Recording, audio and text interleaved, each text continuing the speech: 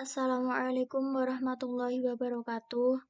Kami dari kelompok 5 dengan anggota yang pertama Nur Fadilah Bakti Utomo, NIM 1401420361, 2 Nila Rohmatul Jannah, NIM 1401420167, 3 Rosyidatul Husna, NIM 1401420331, 4 Yulia Ragilianti, NIM 1401420437, 5 Yumna Roshida Fauzis, NIM 21 11 420059. Kami kelompok 5 akan mempresentasikan tentang artikel pengaruh penggunaan media sosial yang berlebihan dengan mengikuti tren terhadap kesantunan berbahasa. Kesantunan berbahasa. Kesantunan merupakan kehalusan dan baik atau budi bahasanya, tingkah lakunya. Kesantunan di dalam aspek bahasa dapat dilihat pada pilihan kata, nada, intonasi, dan struktur kalimatnya. Kesantunan dipengaruhi oleh adanya konteks serta peran yang terlibat dalam komunikasi itu sendiri. Konteks berkaitan dengan tempat, waktu, atau suasana yang melatar belakangi terjadinya komunikasi. Peran berkaitan dengan usia, kedudukan, atau status sosial dari penutur dan mitra tutur selama berlangsungnya proses komunikasi. Media sosial. Sosial media adalah teknologi berbasis komputer yang memfasilitasi dan mempermudah penggunaannya dalam berekspresi, berinteraksi, dan mendapatkan informasi secara online atau daring. Dalam penggunaannya memudahkan seseorang untuk membagikan idenya, karya-karyanya, pikirannya, melalui komunitas yang terbangun secara online. Sosial media menggunakan teknologi berbasis website atau aplikasi dengan bantuan internet dan perangkat seperti komputer ataupun smartphone dan mengaksesnya.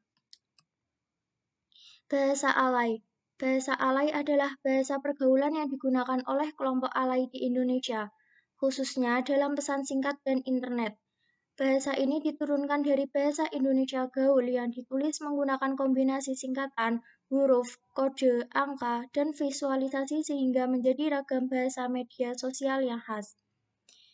Meike 2013-18 menulis bahwa bahasa gaul atau alay adalah jenis bahasa sebuah istilah yang merujuk pada sebuah fenomena perilaku remaja di Indonesia. Alay merupakan singkatan dari anak layangan atau anak lebay. Istilah ini merupakan menggambarkan gaya hidup norak atau kampungan. Penggunaan bahasa di media sosial. Bahasa gaul.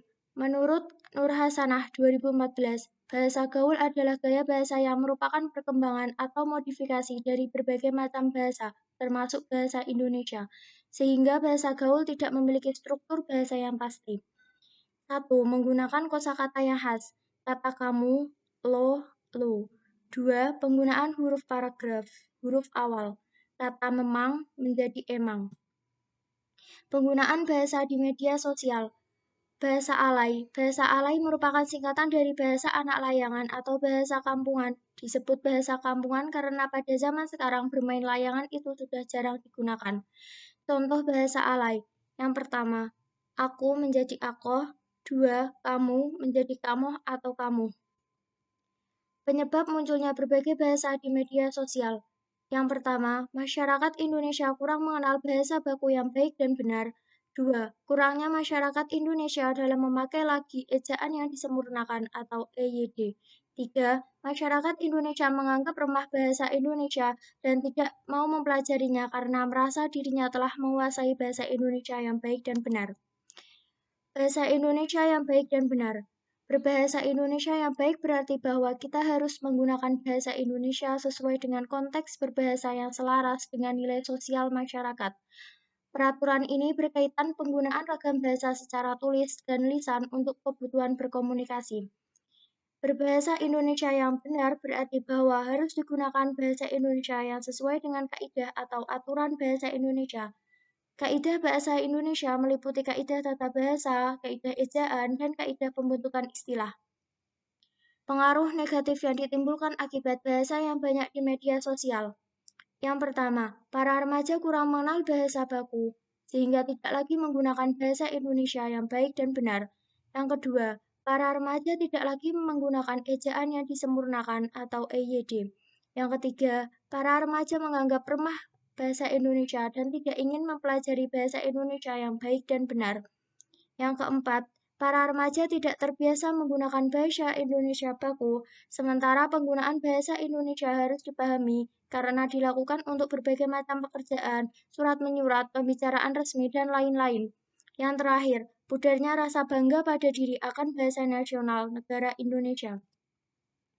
Saran, sebaiknya bahasa alay dipergunakan pada situasi yang tidak formal, seperti ketika kita sedang berbicara dengan teman. Teman di sini adalah mereka yang mengetahui dan mengerti bahasa alay tersebut. Atau pada komunitas yang mengerti dengan sandi bahasa alay tersebut. Kita boleh menggunakannya, akan tetapi jangan sampai menghilangkan budaya berbahasa Indonesia. Karena bahasa Indonesia merupakan bahasa resmi kenegaraan dan lambang dari identitas nasional yang kedudukannya tercantum dalam Sumpah Pemuda dan Undang-Undang 1945 Pasal 36 sebagai Bahasa Persatuan Bahasa Indonesia. Terima kasih. Sekian presentasi dari kelompok kami. Wassalamualaikum warahmatullahi wabarakatuh.